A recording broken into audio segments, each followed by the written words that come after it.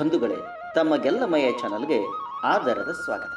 ಶಿವಮೊಗ್ಗ ದಟ್ಟವಾದ ಕಾಡುಗಳಿಂದ, ಅವ್ಯಾಹತವಾಗಿ ಧುಮುಕುವ ಜಲಪಾತಗಳಿಂದ, ಗಾಳಿಗೆ ತೂಗುವ ಭತ್ತದ ತೆನೆಗಳಿಂದ ಒಂದು ಸುಂದರ ಚಿತ್ರವನ್ನೇ ರಚಿಸಿಕೊಡುವಂತಿದೆ. ಕರ್ನಾಟಕದ ಅಕ್ಕಿಯ ಕಣಜ ಎಂಬ ಹಿರಿಮೆಯನ್ನು ಹೊಂದಿರುವ ಹಾಗೂ ಗಂಗ, ಕದಂಬ, ಚಾಲುಕ್ಯ, ಹೊಯ್ಸಳ, ವಿಜಯನಗರ ಅರಸರಿಂದ ಆಳಲ್ಪಟ್ಟು ಶಿವನ ಮಗವೆಂತಲೇ ಕೆಳದಿಯ ಅರಸರಿಂದ ಕರೆಸಿಕೊಂಡ ಶಿವಮೊಗ್ಗ ಹಲವು ಭವ್ಯ ದೇವಾಲಯಗಳನ್ನು ತನ್ನೊಡಲಲ್ಲಿ ಇಟ್ಟುಕೊಂಡಿದೆ. ಅಂತಹ ದೇವಾಲಯಗಳಲ್ಲೊಂದು ಕೈಟಬೇಶ್ವರ ದೇವಸ್ಥಾನ.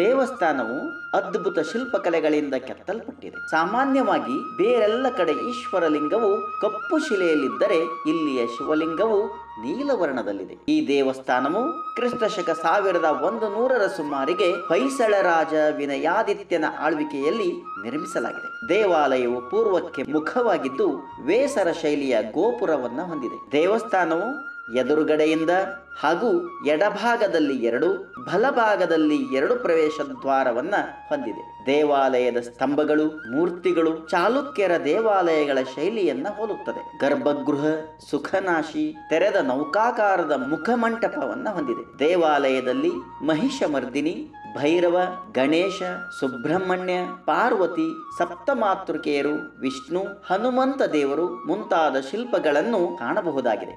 ಇಲ್ಲಿನ ಸುಖನಾಸಿ ಚಾವಡಿಯಲ್ಲಿ ಸುಮಾರು 400 ದಳಗಳಿರುವ ಕಮಲದ ಕೆತ್ತನೆ ಇದೆ. ಈ ದೇವಸ್ಥಾನದ ಪಕ್ಕದಲ್ಲಿ ವೀರಗಲ್ಲನ್ನು ಕಾಣಬಹುದಾಗಿದೆ.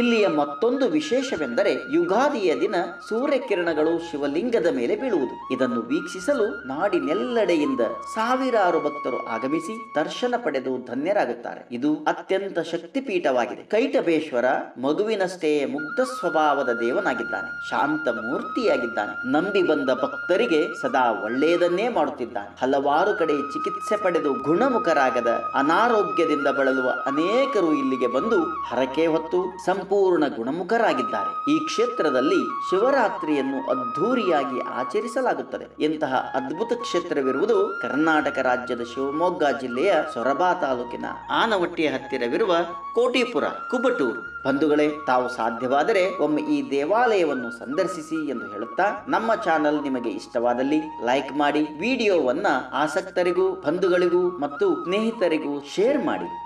ಧನ್ಯವಾದಗಳು.